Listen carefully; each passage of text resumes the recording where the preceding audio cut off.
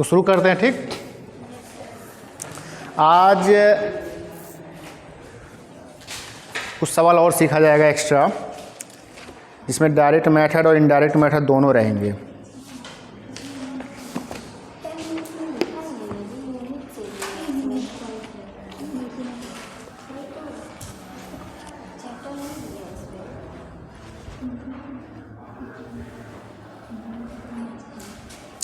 आज हम देखेंगे स्टेप डेविएशन मेथड।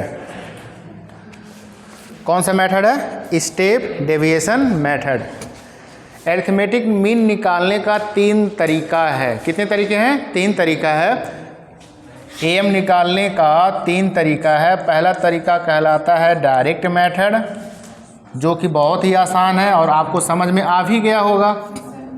दूसरा क्या है? शॉर्टकट मेथड है, थोड़ा सा टेक्निकल है लेकिन ये भी समझ में आ ही गया होगा। ठीक है,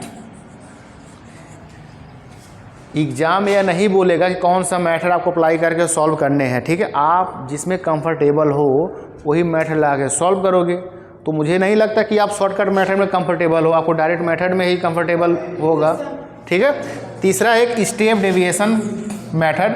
मैं इसलिए बता रहा हूँ, कम से कम नाम सुने रहोगे, दिमाग में कुछ तो छवि उसका बना रहेगा कि हाँ सर ने ऐसे बताया था। ये तो फिर बाद में मेरे ऊपर इल्जाम लगाओगे सर ये तो पहली बार सुन रहे, कभी आपने बताया ही नहीं। स्टेप डेविएशन मेथड, सवाल सॉल्व करेंगे तब यह मेथड समझ में आएगा। डायरेक्ट मेथड समझ में आ ही गया है और शॉर्टकट मेथड भी समझ में आ गया। ये स्टेप डेविएशन मेथड हम देखेंगे आज क्या है। तो समझने से पहले आप एक सवाल लिखिए।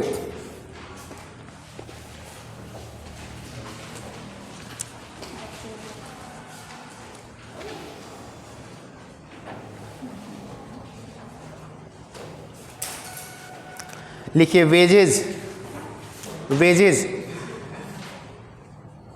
वेजेज, नीचे लिखिएगा 55, 75, 165। रिपीट मैं कर दे रहा हूँ, 55 है, 75 है, 165 है, 330, 375। उसके बाद number of worker, number of worker का कॉलम बनाइए, लिखिए इसमें नंबर ऑफ वर्कर 6, 35, 60, 74, 25। हो गया। अब इस सवाल से हम निकालेंगे, क्या निकालना है हमें? मीन, एवरेज निकालना है। स्टेप डेविएशन मेथड से निकालना है। तो सबसे पहले इसका फॉर्मूला क्या होता है? फॉर्मूला मैं यहाँ पे लिख दे रहा हूँ स्टेप डेविएशन फॉर्मूला का। तो एक्स बार होगा ना, एक्स बार इक्वल टू, लिखोगे यहाँ पे A plus summation F D upon summation F into I. Same देखो, शॉर्टकट में जो मेथड था सेम वही यहाँ भी फॉर्मूला है, सिर्फ इसमें इनटू आई कर दिया गया। यही तो सिर्फ एक्स्ट्रा है स्टेप डेविएशन में, बाकी सब सेम ही सेम है। डायरेक्ट मेथड में क्या रहता है? सिर्फ ए रहता था, समेशन एफ एक्स या समेशन एफ अपॉन एन या समेशन एफ, ये रहता था। लेकिन शॉर्टकट मेथड आ जाएगा तो यहाँ पे हम ए प्लस कर देंगे, जब स्टेप डेविएशन मेथड पूछेगा तो इनटू हम आई कर देंगे। क्लियर हो गया ना? अब सवाल पे चलते हैं। सवाल मेरा क्या था? x का वैल्यू और f का। x में था हमारा 55, 75, 165, 330, 375। फ्रीक्वेंसी क्या था? 6 था, 35, 60, 74 और 25। अब ध्यान से देखोगे क्या करना है हमारा अगला स्टेप। अगला स्टेप मेरा यह है,